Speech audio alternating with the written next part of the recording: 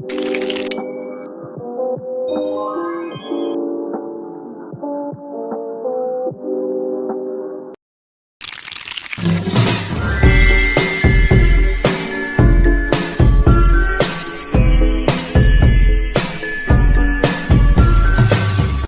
sobat-sobat semua, di hari ini kita akan membahas topik yang sangat penting dan aktual. Sebuah peristiwa yang telah menimbulkan banyak spekulasi dan diskusi luas telah terjadi di wilayah metropolitan. Kami akan membantu kamu secara rinci tentang apa yang sedang terjadi dan bagaimana hal ini diprediksi akan mempengaruhi komunitas lokal.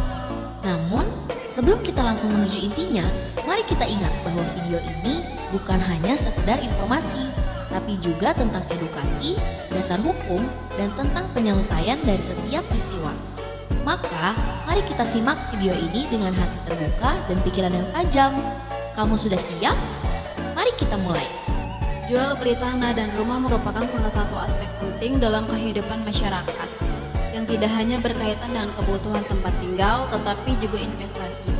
Dalam konteks hukum, proses ini diatur oleh berbagai peraturan yang bertujuan untuk melindungi hak-hak semua pihak yang terlibat.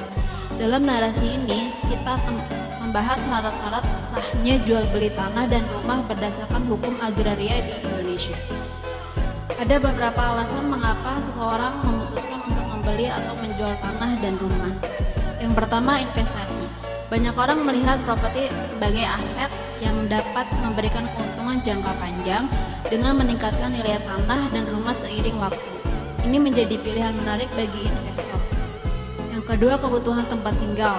Bagi banyak warga, membeli rumah adalah langkah penting untuk memiliki tempat tinggal yang nyaman. Yang tiga, perubahan lokasi. Perpindahan pekerjaan atau perubahan gaya hidup dapat memaksa seseorang untuk menjual rumah lama dan mencari yang baru di lokasi yang lebih strategis. Jual beli tanah dan rumah di Indonesia diatur oleh hukum agraria yang mencakup berbagai peraturan, terutama Undang-Undang Nomor 5 Tahun 1960 tentang Pokok-pokok Agraria atau UPA dan kitab-kitab Undang-Undang Hukum Perdata KUHP. Menurut pasal 1320 KUHP, terdapat 4 syarat sah dalam jual beli, yaitu adanya kesepakatan antara pihak-pihak yang terlibat, kecakapan untuk membuat perikatan, objek yang jelas, dan sebab yang tidak terlarang. Selain itu, UPN menegaskan bahwa pemindahan hak atas tanah harus dilakukan secara terang dan tunai, yang berarti transaksi harus dilakukan di hadapan pejabat pembuat akte tanah atau PPAT, dan disertai dengan pembayaran sesuai kesepakatan akte jual beli atau yang sering disebut AJB, yang dibuat oleh PPAT menjadi bukti sah pemindahan hak atas tanah.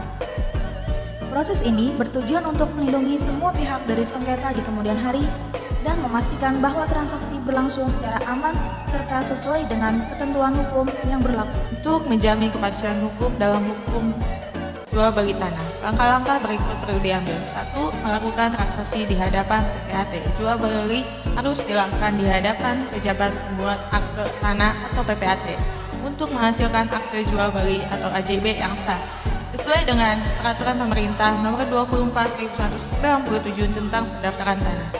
2. Pendaftaran tanah.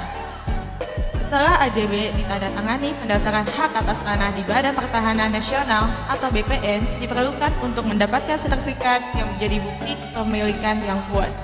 3. Verifikasi legalitas tanah. Pastikan tanah yang diperjualbelikan memiliki bukti kepemilikan yang sah dan tidak dalam sengketa untuk mengurangi risiko hukum di masa depan.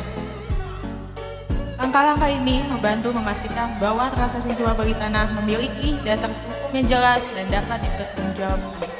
Pelaksanaan peralihan hak atas tanah melalui jual beli tanah menurut Undang-Undang Pokok Agraria, di mana jual beli adalah suatu persetujuan dengan mana pihak yang satu mengikatkan dirinya untuk menyerahkan suatu kebendaan dan pihak yang lain untuk membayar harga yang telah diperjanjikan.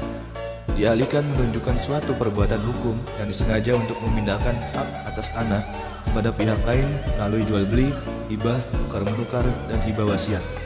Jadi, meskipun dalam pasal hanya disebutkan dialihkan, termasuk salah satunya adalah perbuatan hukum pemindahan hak atas tanah karena dilakukannya jual beli. Kendala-kendala dalam pelaksanaan peralihan hak atas tanah melalui jual beli tanah menurut Undang-Undang Pokok Agraria diantaranya adalah dengan berakhirnya hak-hak atas tanah menurut sistem Undang-Undang Pokok Agraria, yaitu hak atas tanah itu berakhir tanpa kerjasama dalam artian relatif ataupun sepertujuan seperti yang kita kenal untuk sahnya suatu persetujuan seperti yang diatur oleh pasal 1320 BW dari pemiliknya semula.